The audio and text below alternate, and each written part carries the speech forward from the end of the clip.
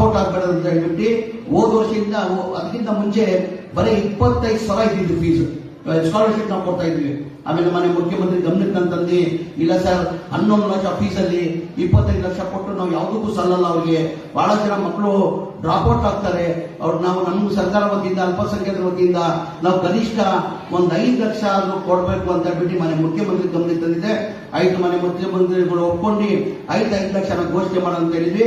ಹೋದ ವರ್ಷದಿಂದ ನಾವು MBBS ಸ್ಟೂಡೆಂಟ್ಗೆ 5 ಲಕ್ಷ ಸ್ಕಾಲರ್ 25ರಿಂದ 5 ಲಕ್ಷ ರೂಪಾಯಿ ನಾವು ಸ್ಕಾಲರ್ಶಿಪ್ ಅನ್ನ ಕೊಡ್ತಾ ಇದೀವಿ. ಈ ಬಾರಿ ಕನಿಷ್ಠ 1,605 ಮಕ್ಕಳಿಗೆ ನಾವು ಸ್ಕಾಲರ್ಶಿಪ್ ಕೊಟ್ಟಿದ್ವಿ. ಏನೇ 1,605 ಮಕ್ಕಳು ಈ ಬಾರಿ ಡಾಕ್ಟರ್ ಅಂತ ನಿರೀಕ್ಷೆ ನಾನು ಇಟ್ಕೊಂಡಿದ್ದೇನೆ. ಹಾಗಾಗಿ ನಾನು HR ನಿಮ್ಗೆ ಮಾತಾಡಕ್ ಹೋಗಲ್ಲ. ನಾನು ನಮ್ಮ ನಸೀರ್ ಅಹಮದ್ ಸಾಹೇಬರು ಅವಾಗ ಅಲ್ಪಸಂಖ್ಯಾತರು ಅವ್ರಿಗೂ ಸ್ವಲ್ಪ ಎಜುಕೇಶನ್ ಬಗ್ಗೆ ಅವ್ರಿಗೂ ಬಹಳ ಆಸಕ್ತಿ ಇದೆ. ಅವಾಗ ಬಂದು ನನ್ ಗೈಡ್ ಮಾಡ್ತಾರೆ. ನನ್ ತುಂಬಾ ಮೊನ್ನೆ ಖುಷಿ ಏನೈತೆ ಅಂತ ನಸೀರ್ ಸಾಹೇಬ್ರದು ಕನ್ಸಲ್ಟ್ ನೋಡಿ ಎಷ್ಟಿದೆ ಅಂತ, ಬಡವ್ರ ಬಗ್ಗೆ ಕಾಲೇಜಿ ಎಷ್ಟಿದೆ ಅಂತ ನೋಡ್ಕೊಳ್ಳಿ. ನನ್ ಒಂದ್ ವಾರ 10 ದಿನ ಹಿಂದೆ ನನ್ ಕರೆದ್ರು, ನಿಮ್ಮ ಮೈನಾರಿಟಿ ಆಫೀಸ್ಗೆ ನಾನು ಬರ್ತೀನಿ, ಎಷ್ಟು ಹೋಗ್ತಿರ್ತೀರಾ, ಯಾವ ತರ ನೀವು ಯೂನಿಫಾರ್ಮ್ ಕೊಡ್ತೀರಾ ನಾನು ತೋರಿಸ್ಬೇಕೆಲ್ಲ. ಏನಂದ್ರೆ ಅವ್ರ ಗಾರ್ಮೆಂಟ್ಸ್ ಅಲ್ಲಿ ಬಹಳ ಎಕ್ಸ್ಪರ್ಟ್, ಅವರು ಗಾರ್ಮೆಂಟ್ ಬಿಸ್ನೆಸ್ ಮಾಡೋರು. ಅವ್ರ ಬಟ್ಟೆ ನೋಡ್ಬಿಟ್ಟು ಹೇಳ್ಬಿಡ್ತಾರೆ, ಈ ಬಟ್ಟೆ ಯಾವ ಬಟ್ಟೆ ನೀವು ಹಾಕಿದ್ರೆ ಅಂತ ಹೇಳ್ಬಿಟ್ಟು ನೋಡ್ಬಿಟ್ಟು ಹೇಳ್ಬಿಡ್ತಾರೆ. ಆಯ್ತು ಅಂತ ಹೇಳ್ಬಿಟ್ಟು ನನ್ನ ಕರ್ಸಿ ಯಾವ ತರ ಬಟ್ಟೆ ಕೊಡ್ತಾ ಇದ್ದೀರಾ ಅಂತ ಹೇಳ್ಬಿಟ್ಟು ಒಂದಿನ ನಾನು ತೋರಿಸ್ಬೇಕಂತ ಹೇಳ್ಬಿಟ್ಟು ನಮ್ಮ ಮೈನಾರಿಟಿ ಆಫೀಸಲ್ಲಿ ಬಂದು ನೋಡ್ಕೊಂಡ್ರು. ಆ ಬಟ್ಟೆ ನೋಡಿದ ತಕ್ಷಣ ಏನ್ ಬಿಸಾಕಿದ್ರು, ಈ ಬಟ್ಟೆ ನೀವು ಕೊಡೋದು, ನೀವು ನಿಮ್ ಮಕ್ಳಿಗೆ ಈ ತರ ಬಟ್ಟೆ ಕೊಡ್ತೀರಿ, ಇದು ಯಾರಿಗೆ ಬರೋದು, ಬಡವ್ರ ಮಕ್ಳು ತರ ಬರೋದು, ಇಂಥ ಬಡವ್ರ ಮಕ್ಳಿಗೆ ಇಂಥ ಬಟ್ಟೆ ಕೊಡ್ತೀರಂತ ಬಟ್ಟೆ ಬಿಸಾದ್ರು. ಆಮೇಲೆ ನಾನು ಕೇಳಿದೆ, ಏನಿಗೆ ಸರ್ ಕೋಪ ಮಾಡಿ, ಚೆನ್ನಾಗಿದ್ದೀರಾ ಸರ್? ಇಲ್ಲ, ಅದು ಯಾವ್ದೋ ಪಾಲಿಶ್ ಬಿಟ್ಟಿದೆ, ಕಾಟನ್ ಮಕ್ಳಿಗೆ ಕೊಡ್ಬೇಕು, ನಿಮ್ ಮಕ್ಳಿಗೆ ಅಂತ ಬಟ್ಟೆನೇ ಹಾಕ್ತೀರಾ? ಇಲ್ಲ, ಯಾವ ಕಾರಣಕ್ಕೆ ಇದಕ್ಕೆ ಒಪ್ಪಲ್ಲ. ಅದೆಷ್ಟು ನೀವು ಕೊಡ್ತಾ ಇದ್ದೀರಾ 450 ಆ ವೆಸ್ಟಲ್ಲಿ ಆ ಶ್ರೀಮಂತರ ಮಕ್ಕಳು ಹೆಂಗಾಗ್ತಾರ ವ್ಯವಸ್ಥೆ ನಾನು ಮಾಡ್ಕೊಡ್ತೀನಿ. ಅದು ನನಗೆ ಎಕ್ಸ್ಪೀರಿಯನ್ಸ್ ಇದೆ, ನನಗೆ ನನ್ನ ಅನುಭವ ಇದೆ.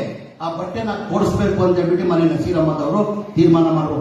ಅದ್ರ ಜೊತೆಗೆ ಶೂ ತರಿಸ್ಕೊಂಡು ನೋಡಿದ್ರು, ಯಾವ್ದೋ ಲೋಕಲ್ ಟೆಂಡರ್ ಅಲ್ಲಿ ಯಾವ ಹಾಕಿದಾನೆ ಆ ಶೂ ಇದೇನ್ರಿ ಶೂ ಹಾಕೋದು, ಇನ್ಮೇಲೆ ನಮ್ಮ ಮಕ್ಕಳು ಬಾಟಾ ಶೂನೇ ಹಾಕೊಂಡ್ಬೇಕು, ಅದೇ ವೈಟೆಲ್ಲ ನಾನು ಕೊಡ್ತೀನಿ ಅಂತ ಹೇಳಿದ್ರು. ಅಂದ್ರೆ ಅವ್ರು ಹೇಳೋದ್ ಅರ್ಥ ಏನಂದ್ರೆ, ಈಗ ಬರೋದು ನಮ್ಮ ಸ್ಕೂಲಲ್ಲಿ ಶ್ರೀಮಂತರ ಮಕ್ಕಳು ಯಾರು ನಮ್ಮಲ್ಲಿ ಬರಲ್ಲ. ಎಜುಕೇಶನ್ ನಮ್ಮ ಸರ್ಕಾರಿ ಎಜುಕೇಶನ್ ಸ್ಕೂಲ್ಗಾಗ್ಲಿ ಅಲ್ಪಸಂಖ್ಯಾತರಲ್ಲಾಗ್ಲಿ ಯಾರು ಶ್ರೀಮಂತರು ಬರಲ್ಲ. ಶ್ರೀಮಂತರ ಮಕ್ಕಳು ದೊಡ್ಡ ಸ್ಕೂಲಲ್ಲಿ ಅವ್ರ ಇದಿದ್ದಾರೆ, ಶಕ್ತಿ ಇದೆ ಅವ್ರಿಗೆ, ದೊಡ್ಡ ಸ್ಕೂಲಲ್ಲಿ. ಇಲ್ಲಿ ಬರೋರು ಯಾರು? ಇಲ್ಲಿ ಬರೋರೆಲ್ಲ ಬಡವ್ರ ಮಕ್ಕಳು. ಆ ಕಾರಣಕ್ಕೆ ಆ ಮಕ್ಕಳಿಗೆ ಊಟದ ವಿಚಾರದಲ್ಲಿ ಮತ್ತೊಂದಿರ್ಲಿ, ಯೂನಿಫಾರ್ಮ್ದಲ್ಲಿ ಶೂದಿರ್ಲಿ, ಯಾವ್ದು ತರನು ತೊಂದರೆ ಆಗ್ಬಾರ್ದಂತ ಮನೆ ನಸೀರ್ ಅಹಮದ್ ಸಾಹೇಬರು ಸೂಚನೆ ಕೊಟ್ಟಿದ್ದಾರೆ. ಆ ಪ್ರಕಾರ ನಾನು ಮಾಡ್ಕೊಂಡು ನಾನು ಹೋಗ್ತೀನಿ ಅಂತ ಹೇಳ್ತಾ, ಅದ್ರ ಜೊತೆಯಲ್ಲಿ ಅದು ಮಾಡ್ತಾ ಇದ್ವಿ, ಶೂದು ಅದೆಲ್ಲ ಹೇಳಿದ್ದೀನಿ, ಶೂದೆಲ್ಲ ಮಾಡ್ತೀವಿ ನಾವು. ಅದ್ರ ಜೊತೆಲಿ ನಾನು ಜಾಸ್ತಿ ಕಾನ್ಸಂಟ್ರೇಟ್ ಮಾಡ್ತಾ ಇದ್ರು ಎಜುಕೇಶನ್ ಪರ್ಪಸ್ ಅಂತ ಹೇಳ್ಬಿಟ್ಟು ಇವತ್ತು ಬಹಳ ನನಗೆ ಖುಷಿ ಆಯಿತು. ನಾರಾಯಣ ಅವರು ತುಂಬಾ ಚೆನ್ನಾಗಿ ಮಾತಾಡಿದ್ರು.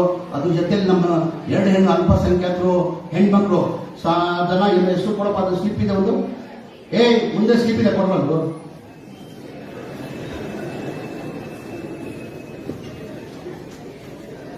ನನಗೆ ತುಂಬಾ ಖುಷಿ ತಂದಿದ್ದೇನೆಂದ್ರೆ, ನಮ್ಮ ನಾಜ್ ಅಂತ ಸೈಯದ್ ಸೆಹರಾ ಅಂತ ಹೇಳ್ಬಿಟ್ಟು ತುಂಬಾ ಇವತ್ತು ಮೌಲಾನಾ ಅಬ್ದುಲ್ ಕಲಾಂ ಆಜಾದ್ ಬಗ್ಗೆ ತುಂಬಾ ಚೆನ್ನಾಗಿ ಮಾತಾಡಿದ್ದಾರೆ. ಅವ್ರಿಗೂ ನಾನು ಧನ್ಯವಾದಗಳು ಸಲ್ಲಿಸಿ, ನಿಮ್ಮ ವಿದ್ಯಾರ್ಥಿ ಮಕ್ಕಳಿಗೆ ನಾನು ಕೇಳ್ಕೊಳ್ಳೋದು, ದಯಮಾಡಿ ಓದೋ ಕಡೆ ಗಮನ ಕೊಡಿ.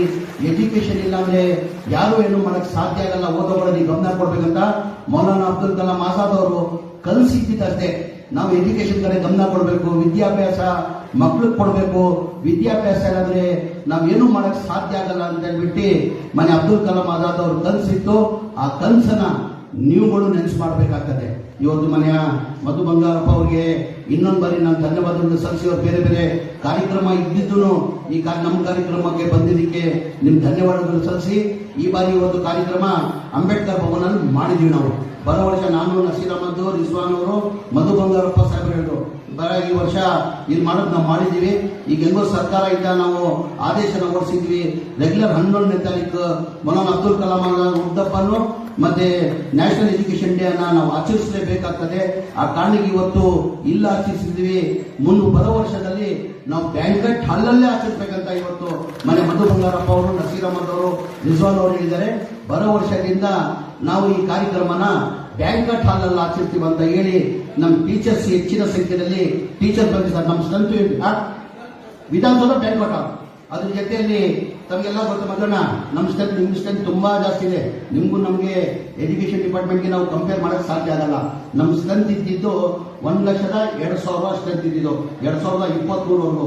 ಇವಾಗ 2 ವರ್ಷದಲ್ಲಿ ನಮ್ಮ ಸ್ಟ್ರೆಂತ್ 2,36,000 ಆಗಿದೆ. ಇನ್ನು 3 ವರ್ಷದಲ್ಲಿ 5 ಲಕ್ಷಕ್ಕೆ ನಾವು ರೀಚ್ ಆಗ್ತೀವಿ. ನಮ್ಮ ಸ್ಟ್ರೆಂತ್ ಇದ್ದಿದ್ದು 1 ಲಕ್ಷ. ವಿಶ್ವ ನಮ್ಮ ಮೈನಾರಿಟಿ ಅಲ್ಪಸಂಖ್ಯಾತರ ಸ್ಟ್ರೆಂತ್ ಇದ್ದಿದ್ದು 1 ಲಕ್ಷ. ಇಲ್ಲ ಇದೆ ಡಾಟಾ ಎಲ್ಲೋ ಇದೆ ಇಲ್ಲಿ.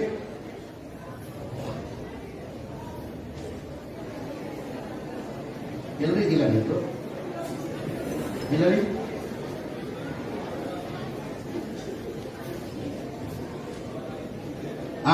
1,20,353 ನಮ್ಮ ಸ್ಟ್ರೆಂತ್ ಇದ್ದಿದ್ರು 23ಗೆ.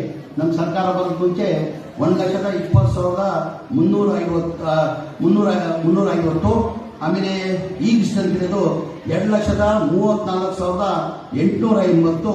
ಇನ್ನ 3 ವರ್ಷದಲ್ಲಿ ನಾವು 3,55,300 ನಾವು ರೀಚ್ ಆಗ್ತೀವಿ. ಅಂದ್ರೆ ನಾವು ಜಾಸ್ತಿ ಆದಿತ್ಯನು ವಿದ್ಯಾಭ್ಯಾಸಕ್ಕೆ ನಾವು ಕೊಡ್ತಾ ಇದೀವಿ. ಮಕ್ಕಳದಲ್ಲಿ ಟೀಚರ್ಸ್ ಅನ್ನು ಮನವಿ ಮಾಡಿ ಕೇಳ್ಬೋದು. ಹೆಚ್ಚಿನ ಸಂಖ್ಯೆಯಲ್ಲಿ ಟೀಚರ್ಸ್ ಇಲ್ಲಿ ಕೂತಿದ್ದಾರೆ. ನಾನು ಪದೇ ಯಾವಾಗ ನಾನು ಕಾರ್ಯಕ್ರಮ ಮಾಡಿದ್ರೆ ಟೀಚರ್ಸ್ಗಳು ಕೈ ಜೋಡಿಸಿ ಮನವಿ ಮಾಡ್ತೀನಿ. ಅಮ್ಮ ಇಷ್ಟೇ ನಾನು ಕೇಳ್ಬೋದು. ನಿಮ್ಮೆಲ್ಲ ಬಹಳ ಜನ ಟೀಚರ್ಸ್ ಇದ್ದಾರೆ. ಈಗ ನಮ್ಮಲ್ಲಿ ಬರೋದು ಅಲ್ಪಸಂಖ್ಯಾತ ಶಾಲೆಗೆ ಬರೋರು ಯಾರು ಬರೋರು? ಬಡವ್ರ ಮಕ್ಕಳನ್ನು ಬರೋದು.